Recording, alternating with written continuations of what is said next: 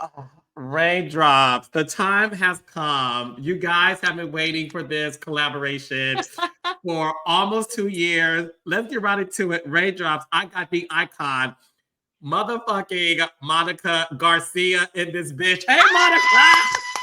Oh my God! Raindrop drop top, honey. Yes, I'm so excited. I'm so excited to be here. I can't even believe this is happening right now. I'm Look, so excited. and we're matching low key. I know. I know. What? I can't. I can't. No, Monica. First of all, Yes. I'm like shaking I know, because me too. The way I've manifested this moment, you can't even. You literally, I can't. no, girlfriend, I manifested this. Listen, the raindrops know I am a Monica Garcia Thank stan. you. And you and I follow each other on social Yeah. media. And listen, you are the gift that keeps on giving. Thank you. You're such an icon to me. I Thank you. don't know too many women besides Danielle Staub from Jersey who, but no, you're honestly like somebody that came into an existing show and turned it around. I miss you dearly, but I'm happy to talk to you. So, the Yes. first thing I know the Rangers want to know, especially me, right, Okay. is how are you doing? How's life for you? Let me just tell you something. The fact that I don't have cameras on my life is a crime. My like my life is insane. It's been nuts. I mean, everybody knows I keep it 100 and I'm in the postpartum trenches right now and it's a beautiful mess. Right? Every day is a beautiful mess. I struggle. I'm in therapy, bitch. I'm just trying to survive on the day now. Just trying to survive. And the thing is, so like you recently gave birth to a beautiful baby girl. So like, how is that all going along? How old is she now? Give us She the just, scoop. yeah, she's so cute. She just turned 6 months. She's amazing. She's been the biggest joy in all of our lives. Her sisters love her so much. She's been so great. But yeah, starting over with the baby phase is no joke. Yeah, yeah. And how is the baby daddy? Is everything good? He's so good. He's an incredible dad. It's been so You know how they say there's always like those reels that are like, if you think you love him now, wait until you see him with your baby. And it's so true. He's just elevated into a different level for me just watching him with his daughter. It's been amazing. Yeah. Well, good. Listen, I am extremely happy for you. Life Yeah. has thrown a couple of curveballs, but I Yeah. think the biggest thing is the fact that you are resilient. Thank you. Me and the raindrops and the fans, we miss you. We want you back on our television screen. So we'll get into a couple of those things later. But first thing first, Yes. Monica Garcia is here because she said yes to me. And trust me, I'm not the only one who wanted her to do this. So Yeah. I don't take this for granted that Monica Garcia has agreed to recap the latest episode of The Real Housewives of Salt Lake City with me. And we're about to get into the latest episode. Are you ready for this, Monica? Let me tell you, okay? Let me tell you, the way I have been asked, I'm about to ruffle some feathers because I have been asked by so many people to recap this damn show. And I have said no to every single person. You are the only one that I was like, I'm going to do this because I respect you so much. You are always there for me in my corner, and I love you for that. I have not watched this show since my season until I had to recap it with you, Boo. So, yeah, this has been a trip for me. For sure. Yeah, I was like, screaming the whole time. Yeah, you listen. I am honored. I don't take this for granted. And look, we are going to have fun doing this. I Yeah, can't wait to talk about it with you. You it's gonna saw be the so latest episode. Let's get right into it. So, listen, yes. Lisa Barlow had a lunch where she wanted all the girls to come so that she's able to talk about these lawsuits that are happening in her life. Bronwyn talked about it. It's featured in the Salt Lake Tribune, which is a prestigious publication in Salt Yes. Lake City. Yeah. Before we get into that, I want to ask you this. In Salt Lake City, how big of a story are Lisa's lawsuits for it to be featured in the Tribune? So let me tell you this. Lisa's lawsuits are something that everybody talks about, whether she wants to admit that or not. That's a completely separate subject, right? Her lawsuits, everybody knows about them. She was taken to court by her manufacturing company up in like Ogden a little bit, and she settled with them. So she could say that was dismissed, but she's making monthly payments to them, right? Like these lawsuits are things that have been going on for years. I mean, I went to a birthday dinner and spoke with somebody that was telling me about a separate lawsuit that involved Lisa. So, I mean, these are things that, look, every housewife has had a lawsuit or two or three or 10. You know, it's kind of just like par for the course. But they are factual. So dismissed, settled, making payments, you can label it however you want, but they are out there 100%. Yeah. Yeah, so it's not that Bronwyn decided to just do all this research. It's a talk of the town. People are talking about it, whether you're at birthday dinners, brunches, Yes. skiing. It's Yes. something that people are talking about. So Yes. when you saw the scene in this episode where Lisa had this lunch and she printed out poster boards, which I thought was like so funny, with the dismissed on things that actually weren't dismissed. Do you think Lisa Yeah. cares a great deal about what people think about her, that she didn't realize that writing dismissed on a lawsuit that is ongoing was Mhm. not the flex that she thought it was? Yeah, I mean, so can I just tell you my first thoughts were Mm. it was like she was trying to be Kenya, which you could never, because Kenya had her receipts printed out on big old boards too, and it felt like she was trying to kind of follow in those footsteps, which it's like, no, baby girl. But yeah, it definitely flopped. You could tell nobody was buying it. Everyone was like, this doesn't prove anything. You know, the lawsuits, they were still there then. They still existed. They still happened, whether they were, like I said, dismissed, settled, making payments, honey. It was still a thing. They were still real. They existed. The only thing that she proved really was, oh, okay, so there are lawsuits. There were lawsuits. So that was a fact. You know what I mean? I don't think Yeah. it landed how she was hoping for it to land, which, unfortunately, that's, the burn book situation. You better, you better poke fun at your own damn self. Not that you say, Lisa, first of all, you flop trying to have a Kenya moment. You Yep. also flop because look, my burn book, I thought was gonna be a moment. And Monica, I love you, down boots. Monica saw me say, Monica, I love you, but that burn book was a flop. Yep. Monica DM'd Yep. me. She said, girl, it was a flop, but let's be clear, y'all didn't see everything.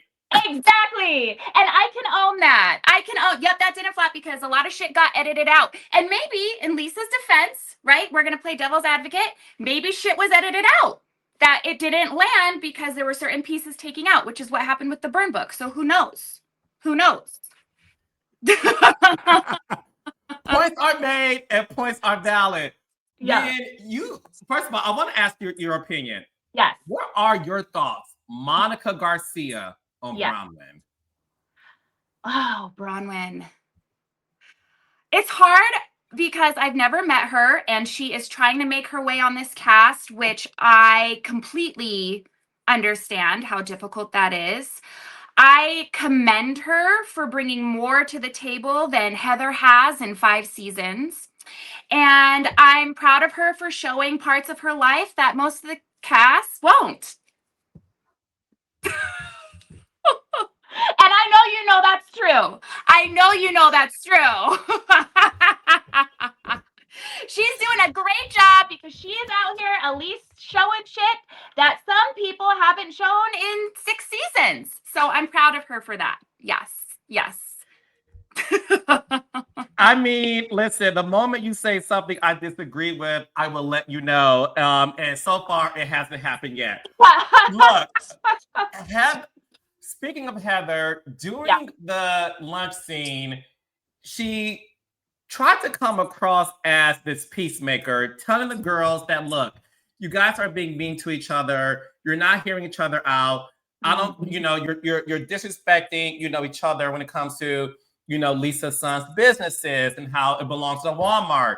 You guys are disrespecting each other when Angie ate, saying, you do French fries, I do franchise.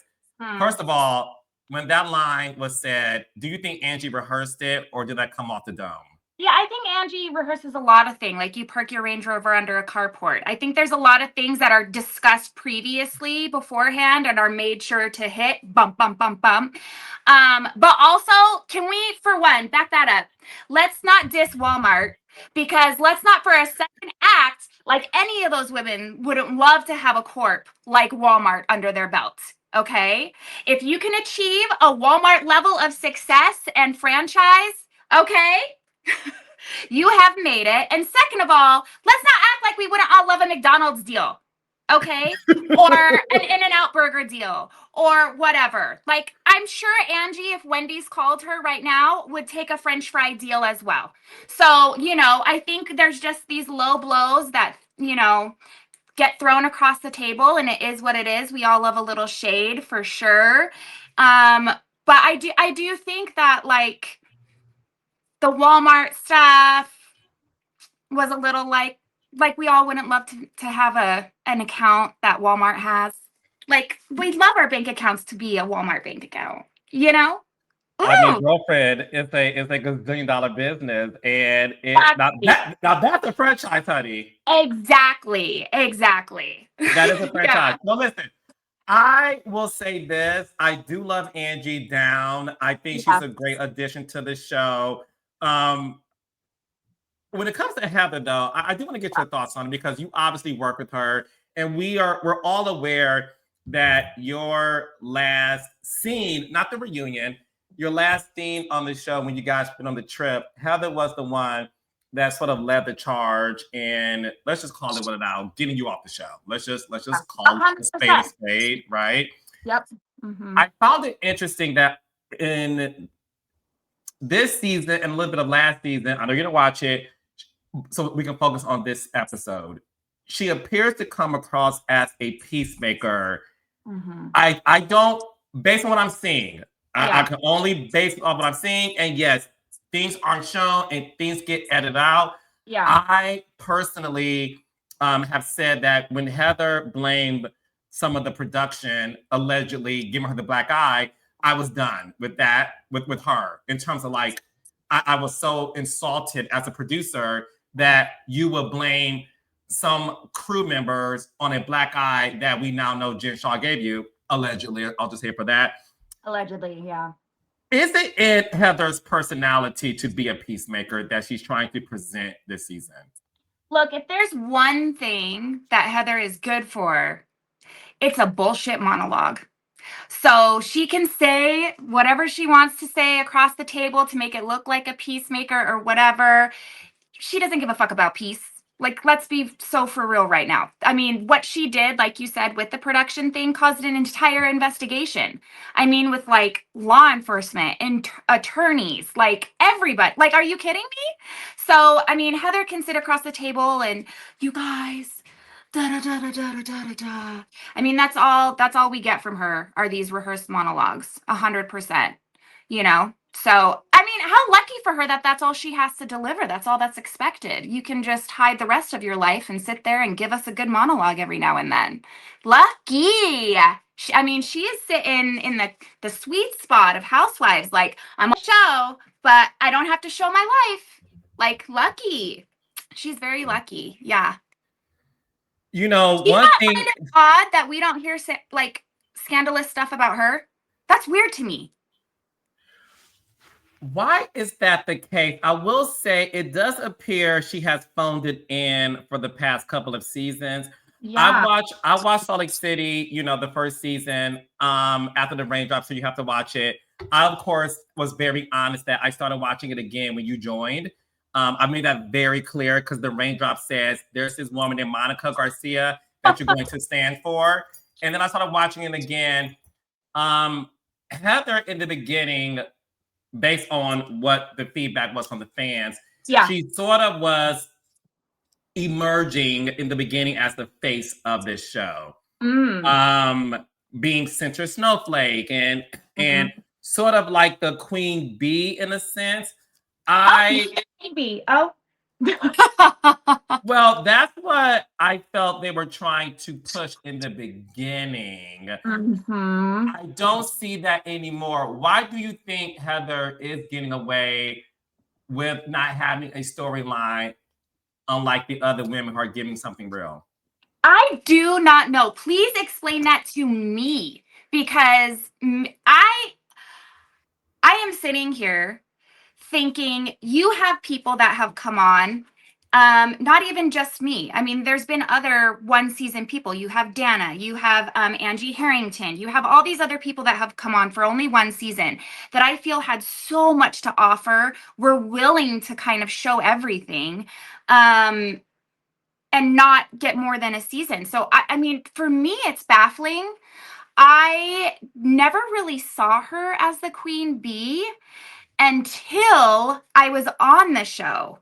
And then I was like, this mother, she's got some pull, and I don't know why. But because I don't understand. If you look at that cast and you lay it all out, what has she given? I mean, it's been 6 seasons. I don't even know her favorite color. I really don't. Who are you? What is going on? She's gotten away with not like showing her dating life, not really talking about, you know, her family, not bringing them on. Da, da, da, da, da. You know, it's kind of like, I do feel, even as someone watching the show, that that's almost what's expected, right? Like, you're going to show us the nitty gritty of what is going on. I mean, we've had housewives bear it all on this show and give everything to this show. And so to see her get away with, I'm sorry, bare minimum mediocrity is astounding to me, that she gets to keep her place there. I will never understand that. I really won't. I don't get it. No, and look, I'm a producer. I don't get it either. Listen, not everybody, you know, has a great personal story at the same time as other people, right? So I'll say that. But what I will say, as somebody who has watched the show, and again, I have caught up on it when I wasn't watching it because the raindrop said watch it. Yeah. I've never seen Heather give a lot to the show in terms of personal story. I've seen the ex-husband and the daughters, and her daughters are gorgeous, and she's a great mom. Outside of that, I haven't really stepped into her world to where I felt like, look, you could say which one about Lisa Barlow. I think Lisa Barlow lays it all on the table. Angie, Bronwyn, you know, Mary with Robert Jr. And we'll get into a lot of those things later. Doesn't even compare. Yeah. Yeah. But I really, I don't get it. But I do want to ask you this. Towards the end of that scene, the ladies decided to just forgive each other. Lisa has an emotional, not you rolling your eyes, honey. Yes, I'll get into it. I'll finish first because my girl Monica rolled them eyes, honey. Lisa had an emotional apology to Angie. She said she loves her. She told Heather, I love you. You're always, you know, on my side, but also tell me when I'm wrong. Yeah. And then after that, Brittany posts a video where immediately after that huge confrontation where Whitney left the restaurant, right? What we saw on Brittany's Instagram page was the ladies laughing with each other, hugging each other, you know, and we're sort of like, wait a second. We just saw you guys rip each other apart. Now, Brittany was in the comments because a lot of people were saying, is this show fake? How can you go from an argument and all of a sudden you guys are partying with each other? Brittany responded and said, this is what real friends do. You fight big, but you forgive each other and you love big. What did you think about that, Monica? Because I know you saw the video as well. I did see that. Yeah, Was a lot it? of Do you think that was fake? look. When I went into reunion, I had the same feeling, which was they have all said some of the nastiest things about each other. Truly, I mean, you've got circle jerk shit going around, right? Like, let's be so for real. If someone said that about your husband, I mean, you've got these horrible things being said, worse than anything Reality Von Teese has said, right? And it was just like, I forgive you, I'm sorry. I forgive you, I'm sorry. I forgive you, I'm sorry. There's something truly inauthentic to me about that. I understand that a real friendship, you do have conflict, you do have resolution, but not like that. Not like that. Not where you're literally ripping each other's heads off, going down to the depths of Hades, and then cheers, I love you, I love you, I love you. Like, no, that's not realistic. I'm sorry, it's not. You need time to process, you need time to heal, you need time to think, reflect. Honestly, like Lisa and Bronwyn did, how we see them come together later individually and then have a discussion about it, talk through it, and then move forward from there. I think the way that lunch went, you've got Angie standing up across. I mean, if there's one thing Angie's going to do, it's also stand up across the table. I mean, there needs to be like a slideshow of how many times she stood up across the table, yelling, screaming at each other there. I mean, Whitney's like, and then it's just like, cheers. It's like, scene. We did it, you guys. We did it. We did it. You know what I mean? It's just, it feels so, it doesn't feel real, right? And then you do have Brittany posting that video where everyone is just kumbaya, laughing, whatever.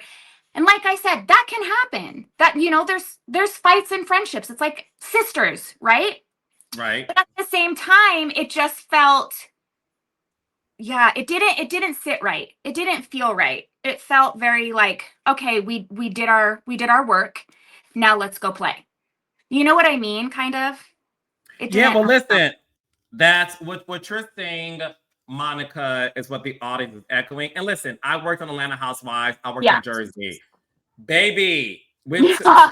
listen, let's Yeah. them Atlanta girls got into it. It Yeah. took heaven on earth and Carlos King to get them to film again. Exactly. It took an intervention. Exactly. It took mediation. It took everything in the world, prayers and counsel, Yes. to get Nene and Kim to film with each other a Yes. year later. You know, let's not forget about Portia and Kenya. Let's not even talk about Danielle and Teresa and Jacqueline. And Caroline Manzo. No. It took a minute. It took a minute. I agree with you in the sense of like, yes, cast members who are real friends can fight, you know, Yes. similarly to like Marisol and Alexi on Miami Housewives, Like Robin and Giselle on Potomac, like real friends. Like even I'll say this, the realest friendship I think on the show that is still tainted, right? And we'll get into this later. Yeah. But who I believe are really friends is Right. Meredith and Lisa. Mm-hmm. Do you agree with that? I do. Okay. I do. I actually really do. I think that every other relationship is a relationship of convenience or alliance or coworkers. I don't think that these women are hanging out. Look, when I was around with Jen Shaw that entire time, she did not hang out with one of them once. So I just don't see like these women really being genuine, real friends outside of it. I think it ebbs and flows based on the season, on who's friends and who has made their little packs. I do think that Lisa and Meredith do definitely put in the effort to remain where they are, if that makes sense. I think that they have something outside of the show. I could see them hanging out in the future. You know what I mean? Mm-hmm. I don't see Heather and Bronwyn hanging out in the future.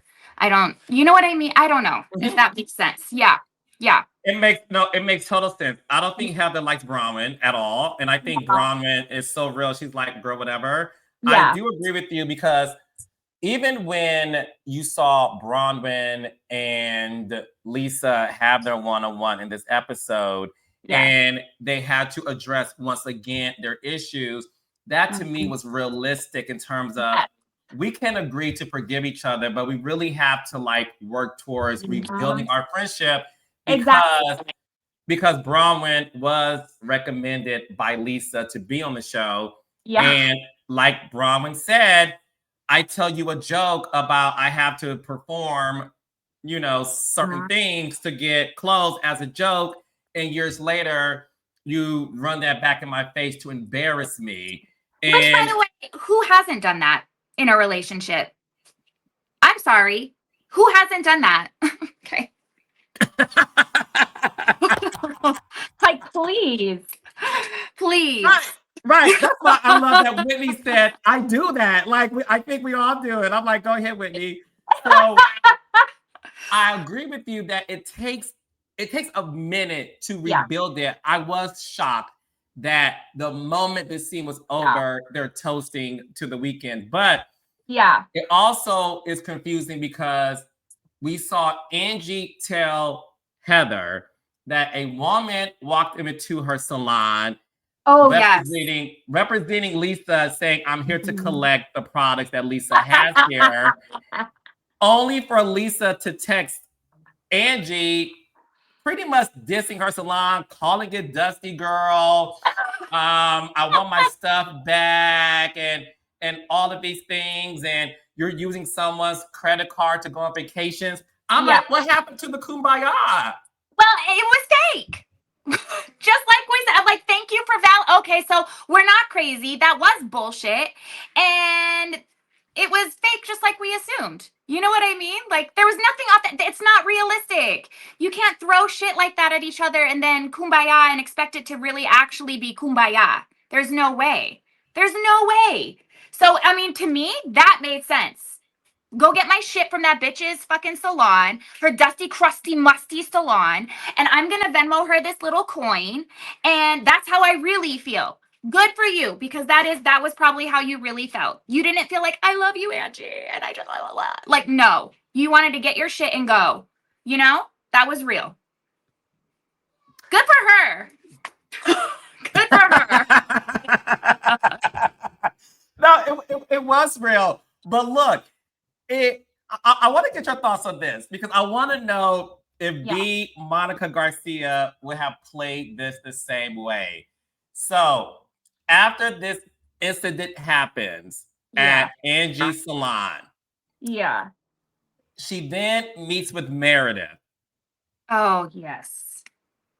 And tells Meredith, look, I thought me and Lisa were good. Apparently we're not. This is what she did to me. So I'm going to tell you everything that she said to me when you two were not in a good place.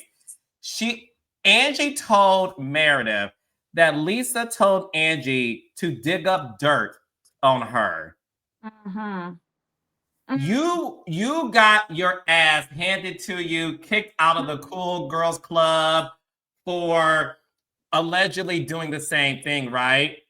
Meredith then says, I don't believe it.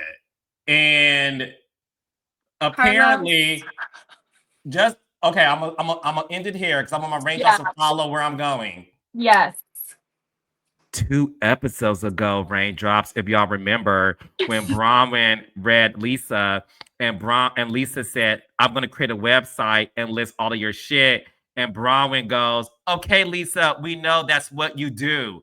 Only for 2 episodes later for Angie to tell Meredith, Lisa told me to dig up stuff on you. Yes. Do you believe it? Let me just tell you, Carlos, because I want to scream right now. Let me tell you, when I saw that happen, I didn't expect this. The validation I felt, I could exhale when I had everybody send me that clip of Lisa saying, I'm going to create a page, I'm going to create it, and I'm going to I was like, exactly. And then when Angie said I was like, thank you, because in that motherfucking burned book that nobody saw was the proof of Lisa and other people, okay, Heather, asking us to post stuff, telling us where to post stuff. You should post this, blah, blah, blah, blah, blah. Pretty much proving like they knew about the page. They knew who to text. Okay, this wasn't even in DMs. This was in straight text, okay? I know for a fact that Lisa does that shit. So to sit there and hear Angie say that was so Angie is not lying. She is not lying. If Meredith wants to believe it or not, I love Meredith. I love Meredith down. I love her family. I love her kids. I hope that Meredith does believe Angie. I could see why she's hesitant. But these women absolutely do that shit. I've been on the receiving end. I've been Angie, where they've been like, look into this and you should post that and you should say this so I can bring up that and da da da da da. So 100% Angie is not lying. I will say I could see, and I want to know if you caught this as a producer. When Angie started to bring that up, you could see a moment in Angie where she was like, am I really about to say this? You could see like, okay, I have to bring this up. Do I really want to bring this up? Am I really going to go here? You could see the moment where she was like, and she's like, once I say this, it's out there. And she did. She opened the gates to hell because Lisa's going to come for that ass. Okay. She's going to come for that ass. And I personally wouldn't have played it exactly that way. To answer your question, I would have done it in front of Lisa. I would have done it with Lisa right there. And I would have said, you want to tell your best friend right here what the fuck you've been saying about her and how I should do her dirty on your advice? I would have done it like that. I would have called her out right in the moment, right? You don't get a chance to think about it. You don't get a chance to, cover your tracks. We're going to do it right here, right now, and let the chips fall where they may. But Angie is 100% telling the truth. And that's why the real gag is the fact that these women act like I am so different than them. Because as you can see, she's out here making threats to be an online website. She's out here telling people how Lisa's smart. I'll give her that because she goes like this. Well, I didn't do it, but here's all the info I gave you to do it yourself, but I didn't do it, So I'm proud of Angie for doing that, but I could tell she was like, holy fuck, I'm really about to say this. Do I want to do this? Good for her, though. She's not lying. She's not lying. And that's the real gag about all of this reality Von Teese shit, Yeah, I mean, so the thing is this. I've always said this to the Raindrops that when it comes to these shows, they're not all, but some. Yeah. They're for some of the cast, some Raindrops, not all, some. Yeah. Some of them are friends because of an alliance, not because of a true friendship. Yeah. I will go out on a limb and say this. I strongly believe Lisa and Meredith know so much shit about each other. Mm-hmm. And we saw a glimpse of that on the hot mic seasons ago, where Lisa was venting to a producer about Meredith. I'm not going to repeat the thing she said because it's inappropriate. But Raindrops, y'all do your own research if you don't remember. Yep. I think Lisa and Meredith, in my opinion, have agreed to not throw dirt on each other because they know too much. And I think Meredith knows it's true, but she cannot go against their path. And I have always said the same exact thing about Jen and Heather. 100%. We about to see when she get out of prison. And they bring Jen's ass back. By the way, Raindrops, countdown. Jen Shaw is getting out of prison in 320 days. Yes. And I hope she comes and I hope she cleans the motherfucking floor with them. Because the way I don't even believe Heather, I don't think that Jen gave her that black eye. But whatever, I hope that Jen comes out and I hope, But I have always said the same exact thing. I think that Jen and Heather, actually, I know that Jen and Heather have a lot of shit on each other. And the same way that you're reading Lisa and Meredith is how I feel about Heather and Jen. Yeah. Have you spoken to Jen Shaw since she's been in prison? No. She hasn't reached out, her team, nobody. No. Okay. No. If we ever had words again, when she came out, it would be the first time. I have not spoken to her in years. So yeah. Wow. Okay. I just had to, the raindrops want to know. I had to ask. Yes. One of the things in this episode, and I was like, I'm so thrilled that I get to talk to Monica to recap this episode because not only was it the girls getting into it with the cat fights and all that, this episode, Monica has some personal story that I was like, ooh, I wonder if some of these things hit home to Monica. The first thing I want to get into is Mary talking to her cousin, Big Joe, about, she's opening up a church and he's helping her with it.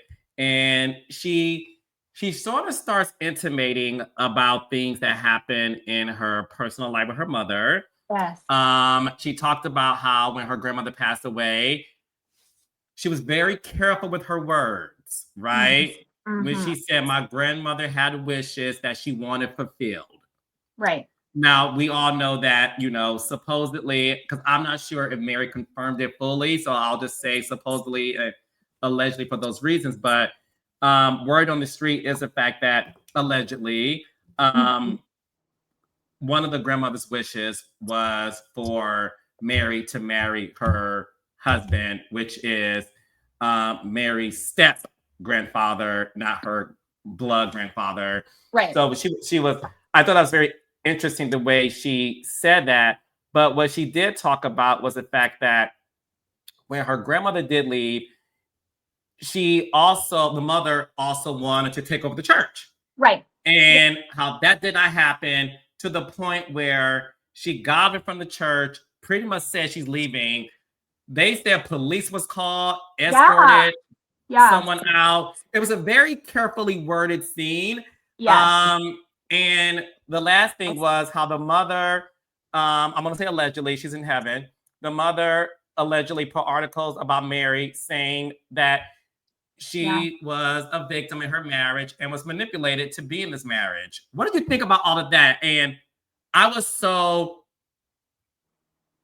so emotional watching that because for Mary to have to deal with that, I just felt super bad for her. Yeah. No, and I'm so glad you brought this up because I do want to talk about this. First of all, Mary is, I don't care what anybody says about Mary. That woman is the only one that gave a damn about my mental health when everything went down. She is the only one that cared if I was alive, for real.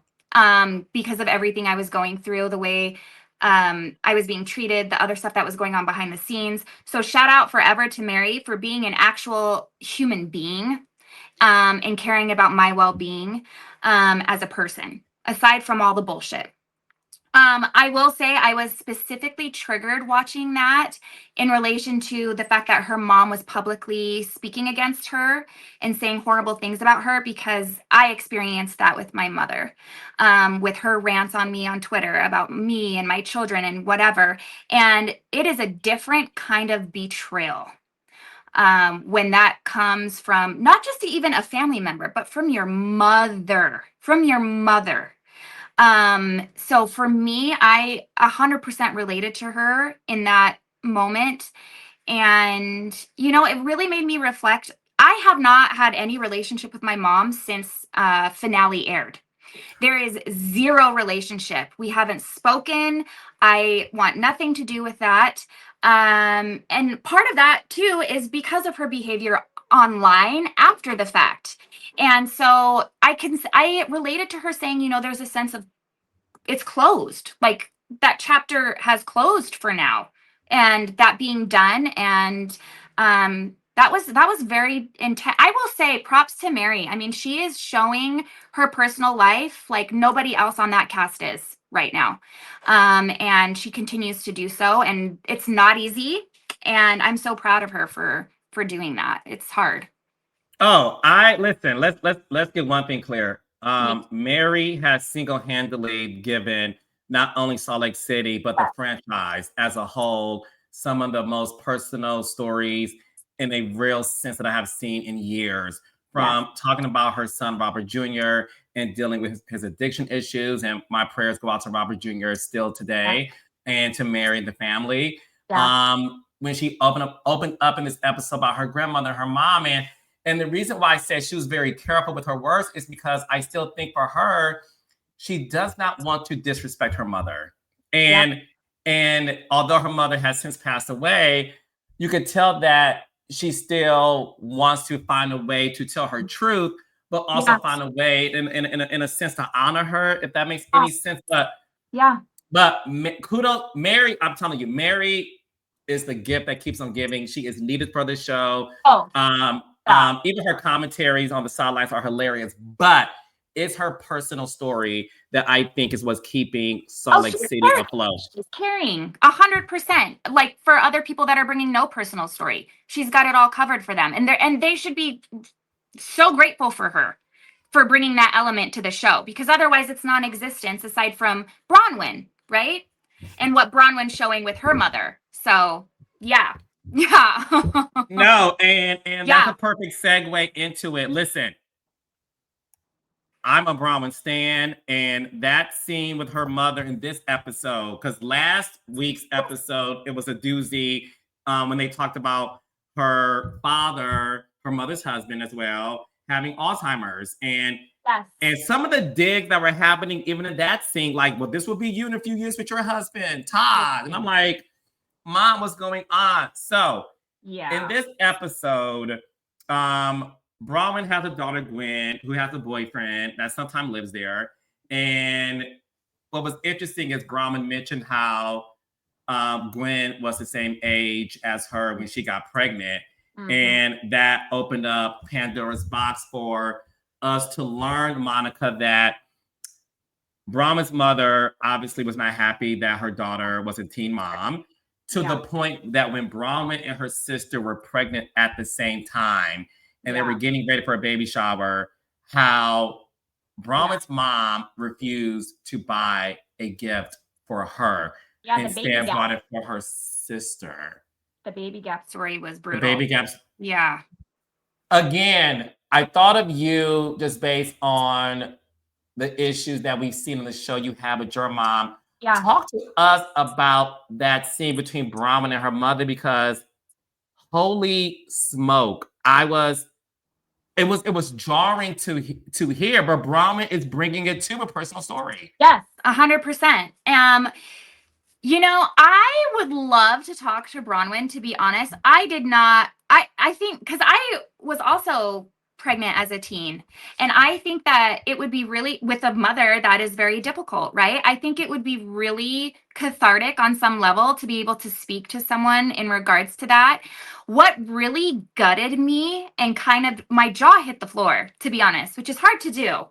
But when the mother, she was saying, Bronwyn was saying, I wasn't able to have this and I wasn't able to have a baby shower and I couldn't be celebrated. And the mother's response was, how do you think I felt having to hide it?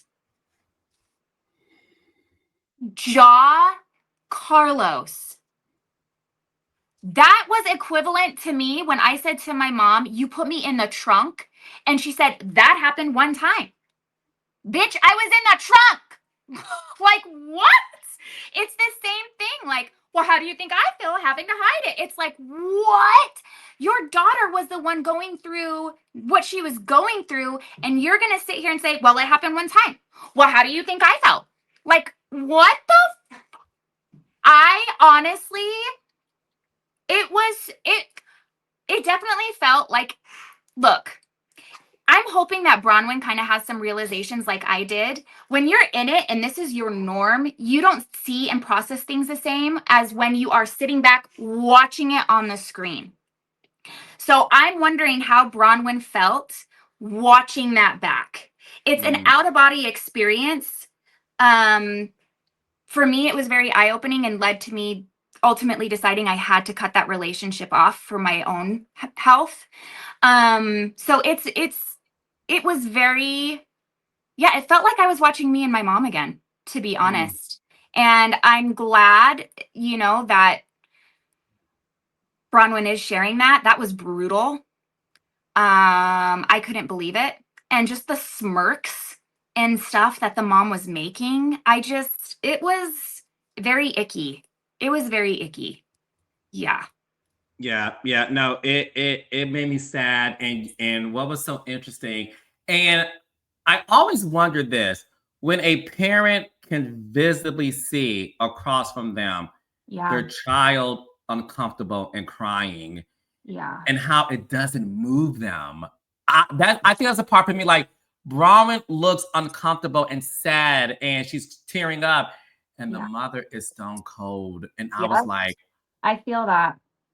I promise you, I thought of you. I thought of you Yeah. in that moment. I was like, God, I thank you for allowing Monica and I to have this conversation, because Same. I just wanted to hear your POV. And listen, I agree with you. In a perfect world, I Yeah. would love to see you and Bronwyn talk about this, because I do think on that show, Bronwyn needs somebody who can relate to her. And I think Yeah. you may be the only one who could.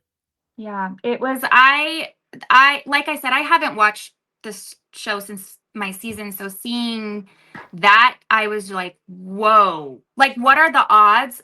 Honestly, Carlos, look, I don't believe in coincidences. I feel like everything happens for a reason.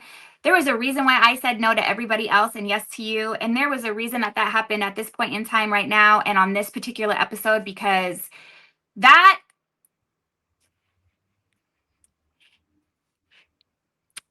yeah, when you have a mom like that, you do feel completely alone and like nobody understands. So to watch that with Bronwyn, obviously I don't wish that on anybody, but it was very much like, wow, like to see a similar relationship continued on from me and my mom felt in a way healing for me. Like, okay, I'm not the only one that just displayed a relationship like that with their mother. Because as you saw, the cast for me and my mom was very cruel. It was like I was a piece of crap. They couldn't understand how someone could treat their mother like that. Da da da da da. And like you said, I feel like Bronwyn really is the only person on that cast that would understand why I am the way I am towards my mother. You Yeah. know? So it was pretty intense for sure. No, it was. And look, I will say this: it made me miss you more on the show, and I I believe in you. I don't believe in coincidences as well, and I know that this happened for a reason. And I can't thank you enough for saying yes to me. Uh, I'm going to talk to you offline, but what I will say to you is thank you for Thank stepping you. into reality with the king, because, as you know, I'm a fan, and I have been for the moment you graced the screen. And I'm so happy that we got a chance to finally have a talk. I know. And I Me hope this is too. one of many. Yes, yes, me too. Okay. All right, guys, give it up for Monica Yes, thank you guys. Garcia. Thank you, Carlos.